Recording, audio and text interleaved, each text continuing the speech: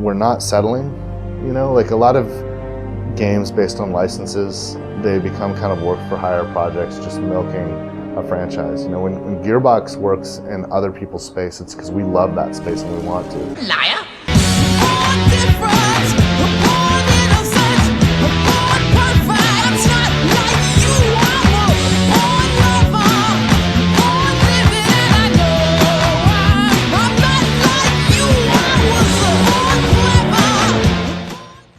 At one point in today's video, I say that Gearbox CEO Randy Pitchford is unable to let go of something, and I realise that's an ironic statement considering I'm still absolutely livid about a game that was released in 2013. But that's okay, because I'm saying it, and nothing I say is ever hypocritical, because I am infallible, a bit like the Pope, but with a bigger dildo, which, contrary to rumours, as you can see, is a lot longer than 3 foot. Randy Pitchford, take some goddamn responsibility for your company's bullshit. Look, I generally try to avoid calling out individuals as opposed to companies on this show for obvious reasons, but goddamn can Randy just not let go of the fact that people caught him with his fucking pants down over Aliens Colonial Marines and seems intent only on doubling down on the obfuscating, shady, galling behaviour that landed Gearbox Software in hot water in the first place. I've extensively covered Aliens Colonial Marines in the past. Extensively. But here's a primer if you can't remember one of gaming's most significant travesties. For years, Gearbox was declaring that Colonial Marines was the canonical sequel to Aliens, with Randy himself claiming to be a huge Aliens fan ready to do the series justice. Amazing footage was shown off repeatedly, alongside beautiful screenshots right up until launch, and then when the game came out, it turned out we'd all been misled. This scene, this environment is in the game. There is a med lab with facehuggers in test, but that twitching, I've not been able to make a facehugger do that. I was looking forward to it.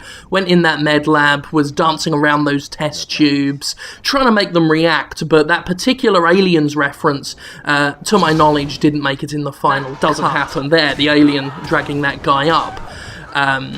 As I say, you can't just mash together various bits of missions or tell us you're doing that if it's not an actual mission. Here we have the so-called sophisticated AI, as Randy Pitchford calls it. You see an alien slipping up into the ceiling panel just there. That doesn't happen. These aliens are animated a lot better and move a lot more smartly than they do in the charges. You move to the side a bit. I loved that when the Crusher jumps down and starts goring that guy. That was brilliant. That made me really excited about this new Crusher idea, but unfortunately the Crusher doesn't do that, or this. Okay, here the aliens cut the power, which was all cool, bursting through ceilings like this with all these cool broken ceiling panel animations. Again, total lie, total fabrication. Just here the Marines getting massacred. I was honestly looking forward to this. I was looking forward to seeing these executions just happening all around like that, like a ghost train. But it's simply not representative. This is stuff that sold me on the idea that Gearbox had what it took and knew what they were doing with the Aliens license, but it was all bullshit. The glitchy, incomplete, poorly performing 4-hour-long joke of a game that came out was nothing like the video and images that were shown right up to the day of launch. One of the worst games of its year, Colonial Marines was boring at best, broken at worst, a fact made worse by the fact it was pimping pre-orders and pumping out DLC with shameless abandon. Aliens Colonial Marines is the reason I will never attend a publisher's preview event again, nor will I interview any AAA developer speaking about a major publisher-backed game, because it highlighted to me just how untrustworthy the whole hype circus around video games is. The famous demo Gearbox repeatedly showed at E3 and PAX, you know, the bollocks one, was defended as a vertical slice of the game, except that wasn't true at all, because it was highly scripted and staged, contained material and visual quality not found in the final release, and ultimately was not reflective of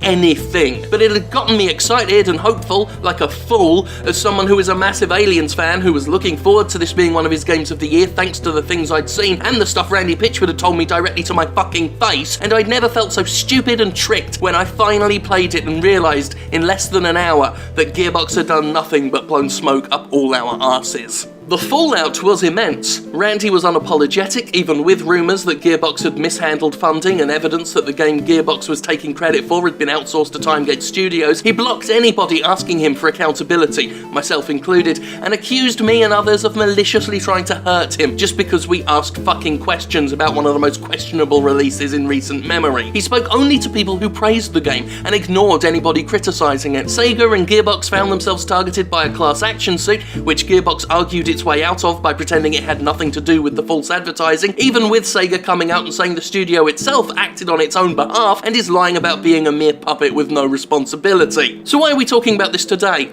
Well, aside from the fact that it's worth always remembering what Gearbox fucking did, Randy recently made headlines again by smugly boasting about the fact that his company had successfully wriggled its way out of the aforementioned lawsuit. Preening his feathers in a Game Industry International interview, Pitchford called the suit a huge waste of time, accusing the accusers of mafia-style extortion tactics. Oh yes, he said that. Painting Gearbox as a noble hero, a warrior fighting for common justice, he boasted about his studio and how it stood up to those gamers demanding answers. That's all it took, he said, someone to stand up to them, and so they lost since they didn't have a legitimate case. Oh, fuck off, you poor man's Dennis Dyack. You're not Thick Quang Duck, mate. You ain't standing up to tanks in Tiananmen Square. You're a man who repeatedly fed us BS for months and has never, ever apologised for it, and now you've got the shitting temerity to paint yourself the freedom fighter of the peace. Well, Jim fucking Sterling's son didn't forget what your company did. Many of us failed to forget what your fucking company did. Motherfucker! Defending himself further, this self-styled Robin Hood does what he always does, the same thing he did when he defended the shit-awful Duke Nukem Forever. He hid behind the sales. The market proved it was doing its job perfectly, he said. The market is dispassionate, rewarding what it likes and punishing what it doesn't. There is an objectivity and fairness in the open market's harsh, firm justice. See, in Pitchford's world, the only measure of righteousness is pure sales. Argumentum ad populum, if you will. Ignoring the fact that the Aliens brand name and pre-order culture and misleading advertising all contribute to said sales, totally sidestepping the whole vertical slice bullshit and the years of mistruths, the bottom line is that might makes right in Gearbox's world. And that's all that matters, never mind long-term brand damage, increased mistrust in a continually struggling AAA market, and his own studio's reputation. All hail the free market. And see, the thing is, I don't give a thimbleful of jizz about the class action suit. I don't give a family-friendly fuckhole about whether or not there's a legitimate legal case against Gearbox Software. What I want is simple.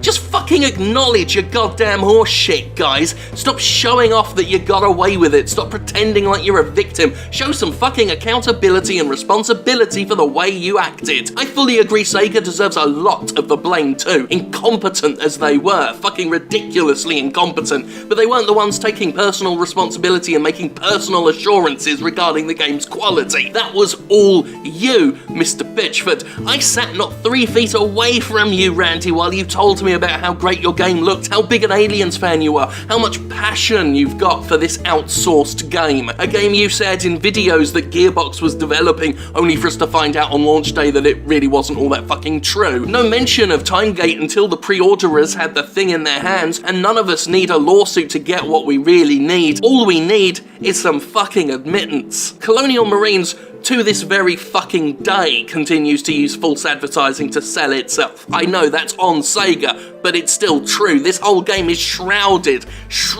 in mistruth. Seriously, it's still using heavily doctored, unrepresentative, lying media on its official Steam page. The lying has literally never stopped. And this is why, years later, even in the face of some people telling me to let it go because they're bored of hearing about it, I won't ever let this fucker go. No amount of objectivist wriggling on Gearbox's part will ever justify what happened with that debacle. Sega's part in this is probably down to just being stupid more than being a shit, but even so, its behaviour was still shit. But Sega, at the very least, tried to do right with Alien Isolation, made sure the game was in a playable, real state before showing it to anybody, and only recently admitted that its behaviour in the past few years has been, well, a betrayal against fans. Now, I never trust what an executive narrative says. But if their actions in the future actually back up what their boss said recently, then yeah, that's a show of actual humility and accountability and something that should be encouraged. Chatting shit on Twitter and painting yourself as the victim is really quite the opposite of that. It's distasteful, it's grotesque, and a lot of people think you're being shitty. But that's fine, right? You continue to make games, some of them even good, and never faced any consequences for your behaviour other than feeling a little bit persecuted because people told you off. I've long since given up on the idea that you'll ever do the decent thing, spine up, and admit your wrongdoing. You don't have to, so you won't. But let's see you pull this again in a post-Steam refund world, babe. You know, it's pretty clear to us that the best looking console version of Aliens Colonial Marines is going to be on the Wii U. Hello, my baby. Hello, my honey. Hello, my ragtime gal. Big thanks to my man Angry Joe there for the cameo partway through. I don't think a retrospective rant about Aliens Colonial Marines could be complete without my brother in righteous indignation, so big preps to him for that. And I think I've said all that needs to be... No, I haven't said all that needs to be said, actually, because I'm probably going to talk about Aliens Colonial Marines again at some point in the future, because I think it's important that we don't just shut up about these things, okay? Because that's how the game industry operates. It waits for everyone to get bored, because we all get very bored very easily, and move on to the next thing. You know, publishers hunker down, wait for people to stop being mad about, you know, the SimCity debacle, or the Sims debacle, or any EA debacle. They wait for us to stop being mad about Duke Nukem Forever. They wait for us to stop being mad about fucking Aliens Colonial Marines, so they can go right on with pimping the next big thing. You know, hoping we forget that Assassin's Creed Unity was a big pile of shit. Hoping we forget that Watch Dogs and a whole bunch of other games were fucking sold on vertical slices and fucking videos that are complete bollocks. Well, I for one am no fan of bollocks. Apart from some of bollocks. The point I'm trying to make, right, is that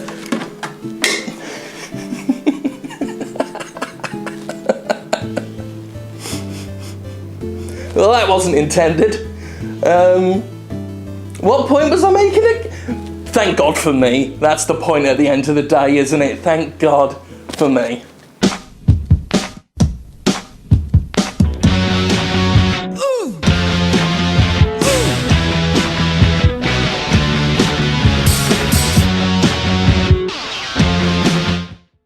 There we go. I'm not going to hurt you. I'm not Gearbox, okay? I'm going to kiss it better.